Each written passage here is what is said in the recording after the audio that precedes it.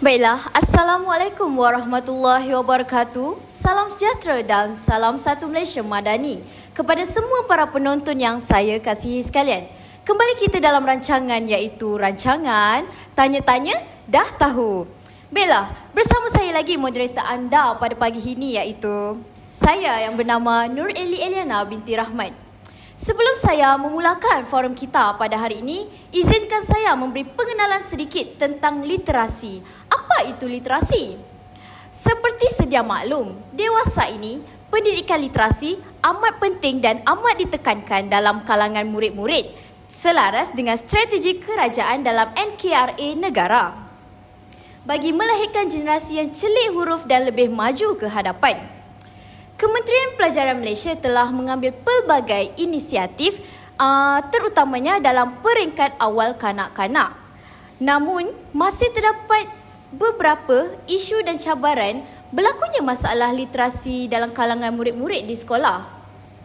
Oleh itu, pada hari ini, kita akan rungkaikan semua persoalan tentang isu, cabaran serta langkah yang boleh kita ambil untuk mengatasi masalah literasi pada masa ini. Sebelum saya mengupas dengan lebih terperinci tentang isu dan cabaran serta langkah, eloklah saya jika memperkenalkan ahli barisan panel kita yang arif lagi bijaksana ini.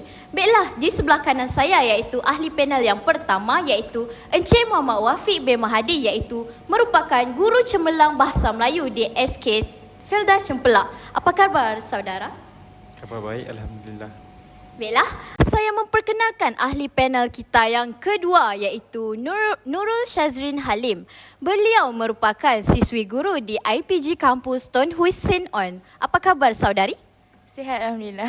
Baiklah, seterusnya tidak lupa juga ahli panel kita yang ketiga yang berkacamata comel molek ayu itu iaitu Cik Nur Aisyah Nabila binti Norizam. Beliau juga merupakan siswi guru di IPG Kampus Tun Hussein On. Cik Aisyah sihat? Alhamdulillah, saya sihat-sihat saja. Baiklah, kalian semua sudah mengenali ahli panel kita pada hari ini. Baiklah, saya akan teruskan dengan persoalan kita yang pertama iaitu saya ingin bertanya kepada panel kita yang pertama lah berkenaan isu dan cabaran. Menurut Encik Wafiq, apakah antara isu dan cabaran berlakunya masalah literasi dalam kalangan murid pada masa ini? Dipersilakan. Isu dan cabaran literasi di Malaysia yang pertama ialah koordinasi kemahiran motor halus dan motor kasar. Koordinasi kemahiran motor halus dan motor kasar merujuk kepada keupayaan untuk mengawal gerakan tubuh dengan teliti dan berkesan. Motor kasar merujuk kepada kemahiran kasar seperti berjalan, berlari, melompat dan memandu. Manakala motor halus pula merujuk kepada kemahiran menulis, mengikat tali kasut dan sebagainya. Koordinasi kemahiran motor halus dan motor kasar ini adalah penting dalam kehidupan seharian kita. Hal ini adalah kerana kemahiran motor kasar membantu kita melakukan aktiviti harian seperti bergerak dan melakukan tugas fizikal yang memerlukan kekuatan dan keseimbangan. Kemahiran motor halus membantu kita melakukan tugas-tugas yang memerlukan keterampilan halus seperti menulis, membaca dan menggunakan peralatan kecil. Selain itu, kemahiran motor halus dan kasar biasanya berkembang seiring dengan pertumbuhan dan perkembangan kanak-kanak. Oleh itu, kanak-kanak yang lebih muda mungkin mempunyai masalah koordinasi motor yang kurang baik. Akan tetapi, kemahiran ini dapat diperbaiki melalui latihan dan pengalaman. Bagi orang dewasa pula, masalah koordinasi motor ialah boleh berlaku daripada akibat kecederaan, penyakit atau faktor lain yang mempengaruhi sistem saraf. Latihan koordinasi motor boleh membantu meningkatkan kemahiran motor halus dan motor kasar. Sebagai contoh, latihan seperti menulis, menggambar dan membuat kerajinan tangan dapat membantu meningkatkan kemahiran motor halus. Latihan seperti melompat, berlari dan memanjat pula dapat membantu meningkatkan kemahiran motor kasar. Dalam konteks ini, terdapat segelintir murid yang menghadapi masalah dalam motor halus. Masalah murid dalam penulisan merupakan masalah umum bagi murid sekolah rendah serta merupakan masalah medikal yang dihadapi oleh murid bermasalah dalam pembelajaran. Menurut Abdullah bin Yusuf pada tahun 2006, beliau menjelaskan lagi bahawa ramai murid bermasalah pembelajaran menghadapi masalah menulis. Oleh itu, murid tidak dapat memegang alat tulis dengan cara yang betul. Secara tidak langsung, murid juga tidak akan dapat menulis dengan cara yang kemas dan rapi. Bukan itu sahaja. Jika kemahiran ini tidak dapat berfungsi dengan baik, ia mampu mengganggu kemampuan seseorang tersebut untuk melakukan tugas-tugas harian mereka. Baiklah. Itu sahaja penerangannya. Amat jelas sekali lontaran yang disampaikan oleh Encik Wafiq sebentar tadi. Baiklah, kita terus kepada ahli panel kita yang kedua ini. Berkenaan soalan yang sama, apakah antara isu dan cabaran yang menyebabkan berlakunya masalah literasi di Malaysia ini? Dipersilakan. Baiklah, terima kasih kepada saudari Nur Eli selaku moderator kita pada hari ini dan juga pendapat daripada Muhammad Wafiq yang sangat bernas yang saya dengar sebentar tadi. Seterusnya saya akan teruskan kepada isu dan cabaran penguasaan literasi di Malaysia yang kedua. Jadi, saya ingin tekankan isu dan cabaran berkaitan isu murid bukan penutur jati bahasa Melayu di Malaysia. Seperti yang kita tahu, saya ingin jelaskan bahawa isu ini amat perlu dititik beratkan oleh pihak tertentu seperti pihak kerajaan dan juga pihak lain-lain.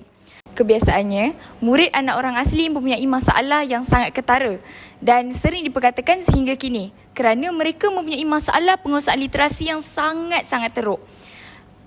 Seperti yang kita lihat, pelajar daripada kawasan bandar dan juga luar bandar, jurang perbezaan penguasaan literasi mereka amatlah ketara sehingga kita dapat lihat anak orang asli sukar untuk membaca dan menulis. Namun, jika kita lihat kepada murid daripada kawasan kawasan bandar, kita dapat lihat mereka mempunyai penguasaan literasi yang lebih baik. Namun sekiranya mereka mempunyai daya kognitif yang berbeza pun, mereka tetap mampu untuk membaca dan juga menulis. Saya ingin sampaikan beberapa faktor ataupun tekankan beberapa faktor mengapa isu dan cabaran ini berlaku. Yang pertama ialah faktor daripada individu anak orang asli itu sendiri. Kenapa? Kerana anak orang asli mereka mempunyai minat ataupun ingin datang ke sekolah yang amat kurang. Hal ini menyebabkan mereka lebih mementingkan bekerja berbanding datang ke sekolah untuk belajar. Dan faktor yang kedua saya ingin tekankan ialah faktor persekitaran. Faktor persekitaran merupakan salah satu faktor yang seringkali kita dengar kerana persekitaran yang baik akan meningkatkan lagi daya kognitif seseorang murid. Namun, sekiranya kita lihat persekitaran yang kurang kondusif dan juga persekitaran yang tidak berapa selesa untuk seseorang murid, itu akan menjadi kesan mereka kurang untuk mempunyai kemahiran ataupun menguasai sesuatu pembelajaran. Oleh itu, kita dapat lihat persekitaran pembelajaran anak orang asli ini amatlah sukar kerana mereka mempunyai bahan pembelajaran ataupun kawasan sekolah yang agak tidak selesa buat mereka untuk belajar. Oleh itu, minat dan juga keinginan mereka untuk belajar itu adalah lebih kurang. Kemudian saya ingin tekankan kepada faktor ibu bapa juga. Mengapa faktor ibu bapa ini amat penting dalam sesebuah masalah? Kerana masalah yang timbul dalam penguasaan pendidikan ataupun penguasaan literasi ini amatlah berkait rapat dengan ibu bapa. Sekiranya ibu bapa itu mempunyai pendidikan yang lebih tinggi, ini akan menyebabkan anak-anak turut terikut dengan pendidikan ibu bapa mereka. Namun, kita dapat lihat ibu bapa yang kurang prihatin dalam kawasan anak orang asli, mereka lebih mementingkan terutamanya dalam musim buah-buahan. Kita dapat lihat pada musim buah-buahan, mereka akan pergi bekerja dan juga mencari sumber kewangan mereka lah kerana pada waktu musim-musim tersebutlah pendapatan mereka lebih meningkat. Oleh itu, mereka tak mahu menghantar anak-anak mereka ke sekolah dan mereka akan berasa lebih baik anak aku pergi ke bekerja membantu aku berbanding pergi ke sekolah. Oleh itu, ini menyebabkan anak-anak mereka akan merasa malas, tidak berdisiplin dan juga kurang prihatin dan mengambil berat tentang pembelajaran di sekolah dan juga penguasaan literasi di sekolah. Oleh itu, saya rasa itu sahaja pendapat saya berkaitan isu dan cabaran penguasaan literasi. Baiklah, terima kasih saudari Syazrin atas penjelasan yang komprehensif sebentar tadi. Baiklah, mari kita perdengarkan saudari Aisyah. Apakah pendapat beliau pula? Silakan. Baiklah, terima kasih kepada saudari moderator kita pada hari ini iaitu saudari Nur Eliana binti Rahmat. Pendapat yang sangat bernas daripada rakan seperjuangan saya iaitu saudara Wafiq dan juga saudari Syazrin Halim. Baiklah, antara isu dan cabaran literasi yang di Malaysia yang seterusnya yang saya ingin kupaskan pada hari ini ialah tentang kecerdasan kognitif seseorang. Seperti yang kita tahu, perkara ini amat berkait rapat dengan kemahiran membaca dan menulis pada hari ini. Jadinya, kalau kita lihat seseorang yang mempunyai kecerdasan kognitif yang tinggi, kecerdasan minda yang tinggi akan lebih mudah untuk mengingat dan memahami bahan bacaan dengan lebih mudah. Tetapi berbeza pula sekiranya seseorang itu mempunyai kecerdasan minda ataupun kognitif yang rendah. Beliau ataupun murid-murid ini akan lebih sukar untuk memahami tentang bahan bacaan yang dibaca. Seterusnya, apa yang isi-isi yang diperoleh daripada bahan bacaan tersebut juga sukar untuk diperoleh oleh mereka kerana kecerdasan mereka yang rendah dan juga mereka sendiri tidak memahami tentang bahan bacaan tersebut. Baiklah.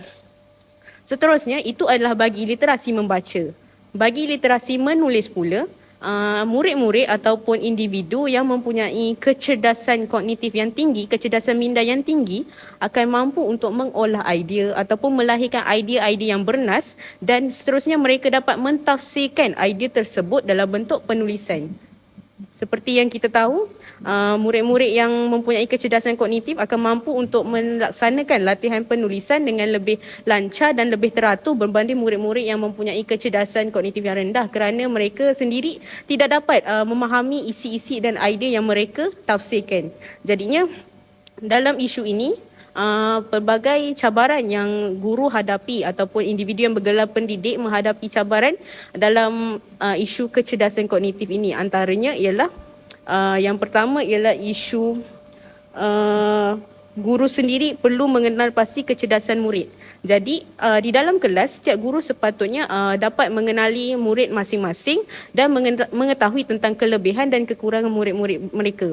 Jadi guru di sini di sekolah, guru memainkan peranan yang sangat penting ataupun kita boleh gelar guru sebagai ibu bapa yang kedua bagi murid-murid di sekolah.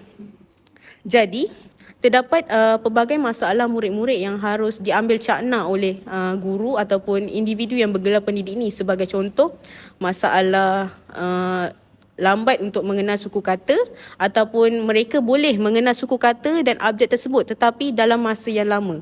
Jadi perkara tersebut perlu diawasi oleh guru. Guru juga boleh melakukan pelbagai aktiviti. Sebagai contoh, mereka boleh melakukan aktiviti membaca bersama-sama pelajar bagi mengenal pasti pelajar yang lemah dan pelajar yang mempunyai kecerdasan kognitif yang tinggi. Jadi seterusnya, bagi guru yang seterusnya, antara cabaran yang seterusnya ialah cabaran teknologi pada masa kini. Seperti yang kita lihat, pada masa kini penggunaan gadget sangat diterapkan seawal usia 2 hingga 3 tahun kepada kanak-kanak. Jadi, perkara ini merangsang kanak-kanak untuk terus bermain gadget dan sukar untuk melakukan komunikasi bersama ibu bapa. Jadi, pada saya, penggunaan gadget seharusnya dihadkan oleh ibu bapa. Jadinya itu sahaja pendapat daripada saya. Kita kembali semula kepada saudari moderator kita iaitu saudari Nur Eliana. Terima kasih. Sangat terperinci, padat dan cukup mudah difahami penerangan sebentar tadi ya. Namun, setiap isu dan cabaran yang muncul pasti ada cara penyelesaiannya. Oleh itu, kita teruskan kepada soalan yang seterusnya merujuk pada panel ahli kita yang pertama, Encik Wafiq. Pada pandangan Encik Wafiq pula, apakah antara langkah penyelesaian dalam mengatasi masalah literasi pada masa ini? Dipersilakan. Baiklah, terima kasih kepada moderator Saudari Eli Eliana. Baiklah, sebentar tadi saya telah menceritakan dan memberi penerangan yang lebih mendalam tentang masalah koordinasi motor halus dan motor kasar. Maka di sini saya akan selitkan tentang cara mengatasi halangan literasi tersebut. Penyelesaian masalah koordinasi kemahiran motor halus dan kasar oleh murid bergantung kepada keperluan dan keadaan individu. Terdapat beberapa cara untuk mengatasi masalah ini. Yang pertama ialah pemantauan dan penilaian. Guru atau ibu bapa boleh memantau kemahiran motor halus dan kasar murid secara teliti dan membuat penilaian bagi mengenal pasti kelemahan dan kekuatan murid. Yang kedua ialah aktiviti yang dirancang. Aktiviti yang dirancang khas dan sesuai dengan kemahiran motor halus dan kasar murid dapat membantu meningkatkan koordinasi motor. Sebagai contoh, guru atau ibu bapa boleh memberikan latihan menulis dan menggambar secara kerap kerana ia mampu membantu untuk meningkatkan kemahiran motor halus. Manakala bagi aktiviti melompat, berlari dan memanjat dapat membantu meningkatkan kemahiran motor kasar. Yang ketiga ialah bimbingan yang rapi. Guru atau ibu bapa boleh memberikan bimbingan yang rapi bagi membantu murid memperbaiki kemahiran motor mereka. Sebagai contoh, guru atau ibu bapa boleh memberikan arahan tentang teknik menulis dan memberikan latihan-latihan praktikal yang sesuai dengan tahap kemahiran murid. Yang keempat ialah latihan secara berulang. Latihan berulang dapat membantu memperbaiki kemahiran motor kerana latihan menulis dan menggambar secara berkala dapat membantu meningkatkan kemahiran motor halus murid. Dan yang terakhir ialah sokongan profesional. Jika masalah koordinasi motor murid berterusan dan mempengaruhi kemampuan harian, sokongan profesional seperti terapi okupasi dan fizikal boleh dipertimbangkan. Sokongan profesional dapat membantu mengidentifikasikan masalah dan memberikan program latihan yang disesuaikan dengan keperluan murid. Kesimpulannya, penyelesaian masalah koordinasi kemahiran motor halus dan kasar bagi murid bergantung kepada keupayaan individu. Guru dan ibu bapa boleh membantu murid dengan memantau, memberikan aktiviti yang dirancang khas, memberikan bimbingan dan melaksanakan latihan berulang serta memberikan sokongan profesional jika diperlukan. Sekian sahaja daripada saya akan serahkan kepada moderator. Terima kasih saudara Muhammad Wafiq di atas idea yang dilontarkan sebentar tadi. Saya harap cadangan tersebut dapatlah kita selesaikan masalah ini. Baiklah, kita beralih kepada panel kita yang kedua. Bagi soalan yang sama, apakah pandangan Cik Syazrin tentang cara kita mengekang masalah literasi dalam kalangan murid pada masa ini? Dipersilakan. Baiklah, saya akan teruskan lagi dengan langkah pula untuk menangani masalah penguasaan literasi di Malaysia. Seperti yang kita tahu, setiap masalah pasti ada jalan penyelesaiannya. Jika kita lihat, saya telah sebutkan beberapa pihak yang menjadi faktor mengapa masalah penguasaan literasi ini berlaku. Yang pertama kita lihat tadi yang saya sebut ialah faktor individu anak orang asli itu sendiri. Dan yang kedua saya ingin tekankan pihak guru. Mengapa pihak guru menjadi salah satu faktor dalam menangani masalah penguasaan literasi. Dan yang terakhir saya nak sentuh berkaitan pihak ibu bapa itu sendiri. Mari kita telusuri satu persatu langkah untuk menangani masalah penguasaan literasi di Malaysia. Yang pertama ialah pihak individu. Saya tak nak sentuh banyak berkaitan pihak individu kerana seperti yang kita tahu mereka masih murid-murid dan mereka masih perlukan bantuan daripada pihak-pihak lain. Jadi saya ingin tekankan dari aspek memupuk minat dalam diri individu itu sendiri. Seperti yang kita lihat, teknologi pada masa kini amat berkesan dan membantu mereka dalam belajar ataupun menguasai sesuatu pembelajaran.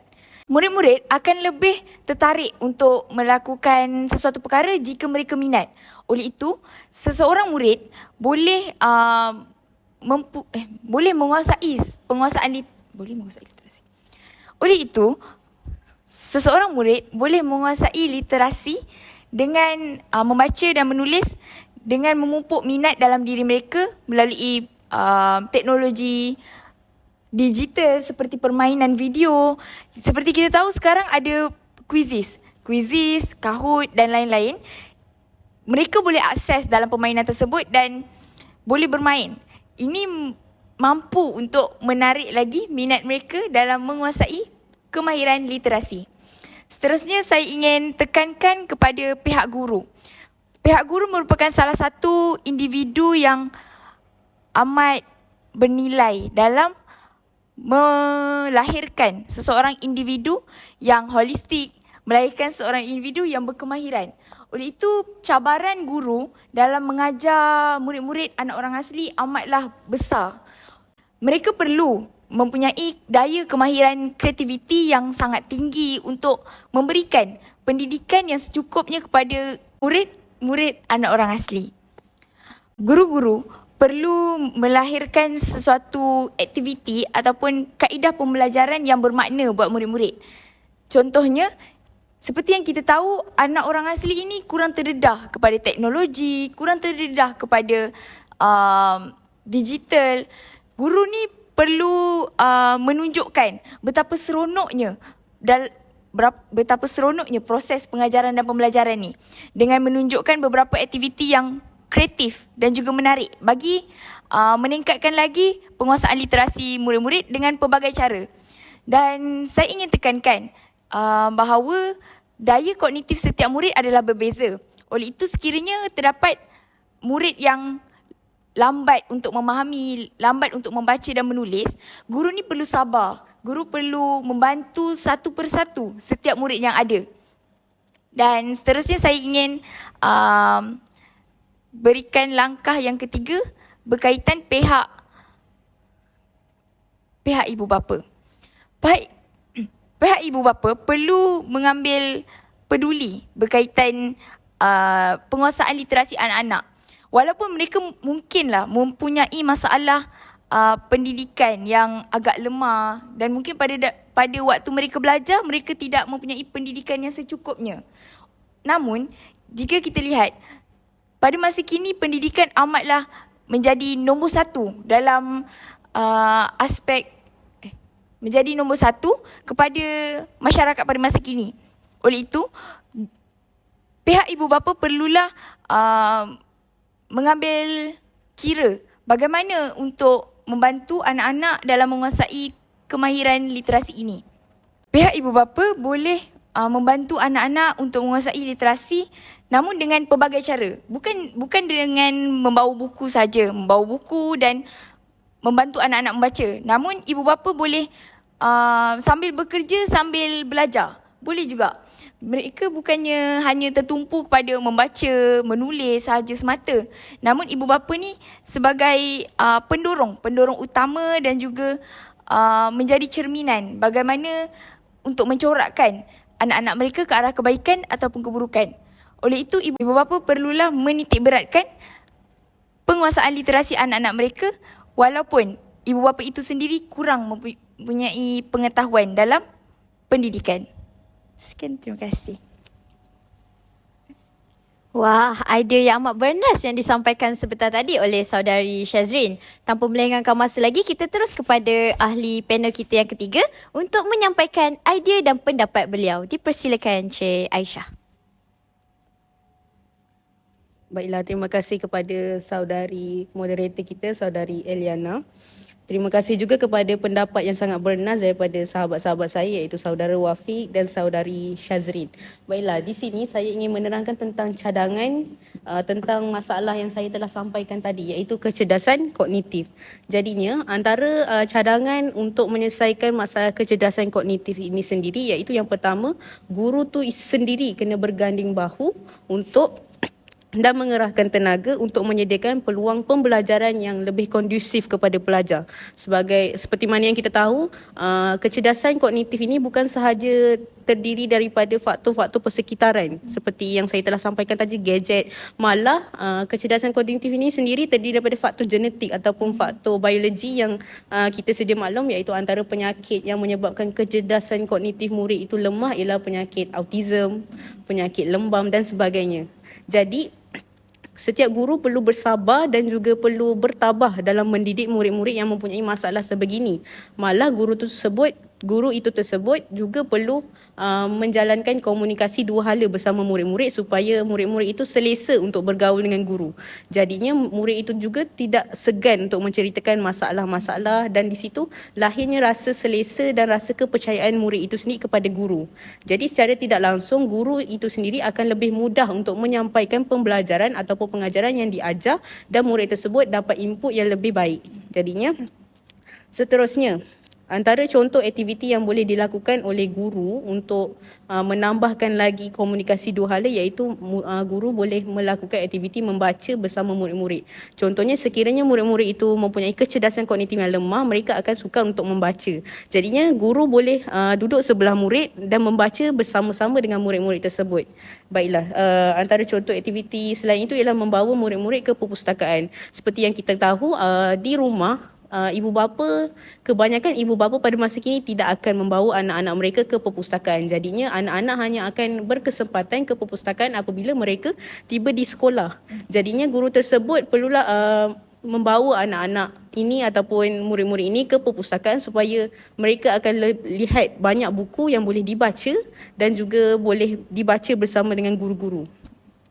Perkara yang saya tekankan tadi ialah berkenaan dengan murid yang mempunyai tahap kecerdasan kognitif yang rendah dan kebanyakannya terdiri daripada tahap 1. Jadinya selain itu, selain guru, ibu bapa juga memainkan peranan penting terhadap perkembangan anak-anak mereka. Ibu bapa sepatutnya tidak hanya memberi tugasan ataupun tanggungjawab menjaga anak-anak mereka di sekolah semata-mata untuk guru. Tetapi juga mereka sendiri yang sibuk bekerja juga perlu mengambil tahu tentang perkembangan ataupun pembelajaran anak-anak mereka. Seperti yang kita tahu pada masa kini, ibu bapa terus-menerus memberikan gadget kepada anak mereka. Seperti yang saudari Syazrin katakan tadi, tidak hanya gadget itu sendiri mempunyai aplikasi-aplikasi yang membantu murid untuk membaca seperti Quizizz dan Kahoot. Saya juga ingin menekankan di sini, betul gadget tersebut tidak hanya memberi keburukan kepada murid-murid tetapi gadget itu sendiri memberikan kebaikan. Jadinya seharusnya ibu bapa sendiri tidak menyalahgunakan gadget itu untuk anak-anak mereka. Tidak hanya memberikan anak mereka bermain permainan video sahaja, malah boleh mendedahkan anak-anak mereka terhadap aplikasi-aplikasi pembelajaran yang lebih bermakna dengan menggunakan gadget. Jadinya pada saya itu sahaja pendapat saya untuk cadangan penambahbaikan. Cadangan penambahbaikan ini sepatutnya telah pun diamalkan oleh semua pihak supaya murid-murid itu sendiri mudah untuk menguasai kemahiran asas seperti kemahiran pra-menulis dan pra-bacaan. Jadi saya serahkan semula kepada saudari moderator kita, saudari Eliana. Terima kasih. Terima kasih di atas penerangan yang padat dan jelas yang disampaikan oleh Cik Aisyah tadi. Maka di sini berakhirlah kita punya rancangan forum kita pada hari ini. Terima kasih saya ucapkan kepada barisan ahli panel kita yang arif lagi bijaksana pada hari ini kerana sanggup meluangkan masa bersama-sama saya di dalam forum ini. Semoga apa yang kita dapat pada hari ini bukan sekadar sahaja masuk telinga kanan, keluar telinga kiri. Oleh itu, masa amat mencemburui kita. Jadi, sebelum itu, marilah kita sama-sama menepuk tangan untuk diri sendiri kerana berjaya dan tekun mendengar perbincangan kita pada hari ini. Baiklah, sebelum mengakhiri bicara forum pada hari ini, terimalah serangkap pantun daripada saya yang berbunyi. Tuailah padi antara masak, esok jangan layu-layuan. Intailah kami antara nampak, esok jangan rindu-rinduan. Baiklah, sekian saja untuk hari ini. Andai ada terkasar bahasa, tersilap bicara, mohon dimaafkan. Yang baik itu datang daripada Allah dan yang buruk itu datang dari kekilafan dari kami diri sendiri. Baiklah, saya akhiri dengan forum kita pada hari ini dengan wabillahi taufiq wal hidayah. Assalamualaikum warahmatullahi wabarakatuh.